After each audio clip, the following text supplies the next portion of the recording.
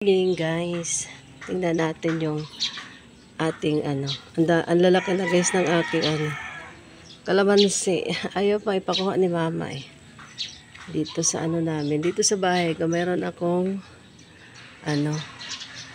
akong tawag dito na kalamansi. Pinili ko siya guys noon, maliit pa ito pero may bunga siya. Tapos ilang years na ito. Ang tagal na nito Sabi nila 3 years lang daw ang mga grafted na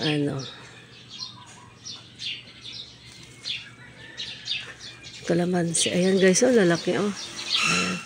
Pero ito, ay markot pala. Kalimutan ko, minarkot pala to.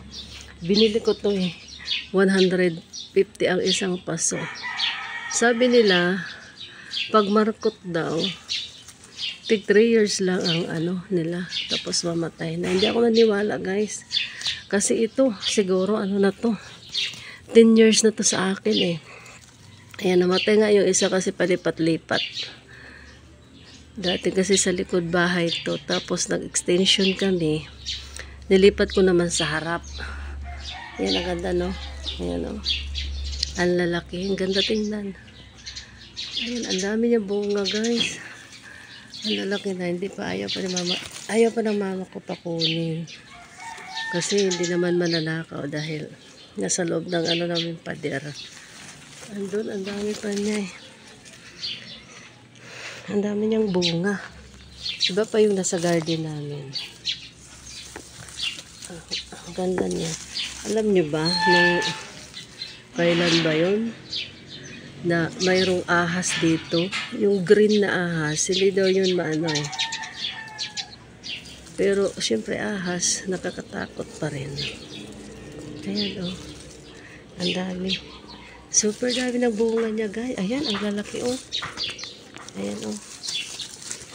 ayan, ang lalaki niya. Binibenta ko kasi, nilalagay ko sa tindahan. Na dito lang sa loob ng namin, gate. Kasi dito ko siya tinanim Dahil sabi ng mama ko, pag mayroon daw tanim na kalamansi sa loob ng bakod, takot daw yung mga aswang sa kalamansi guys. Ayan, takot ang mga aswang sa kalamansi. Naniniwala ako kasi siyempre matanda na yung mama ko Ayan, takot daw ang mga aswang. Kaya hindi kami naaswang dito kahit mayroon kaming kapitbahay na aswang. Joke lang. Wala nang aswang ngayon sa panahon ngayon. Ay, nasa liblib na lugar lang yan ng mga aswang. Sa liblib na lugar lang yan. Noon talaga may aswang. Pero hindi naman sila kumakain ng tao. Nananakot lang sila ng tao, hindi sila kumakain. Mayroon pa dito sa probinsya namin, pero hindi sila kumakain ng tao.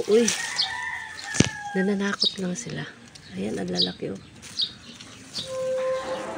Wala pang namatay dito na kinain ng aswang. May mga aswang dito sa lugar namin, pero hindi sila kumakain ng tao. Nananakot lang sila. Yung mga malalang aswang nandun yung sa ibang sa ibang lugar, sa Capiz daw. Pero dito sa Samar, ewan ko lang sa liblib na lugar, mayroon din daw pero dito sa namin, walang kumakain ng tao dito na aswang. Hayop yata na nakain nila.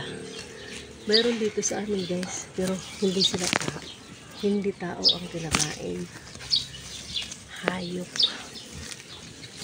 Diba maganda na hayop na lang ang kainin nila kaysa tao. Ayan, takot ang mga aswang sa kalamansi daw, sabi ng mama ko. Kaya ayan yung kalamansi ko, tignan nyo. So, sa loob siya ng gate. Diba?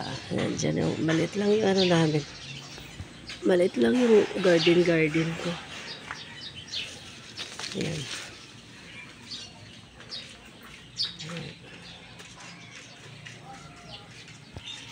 Maliit lang yung garden. Thanks for watching.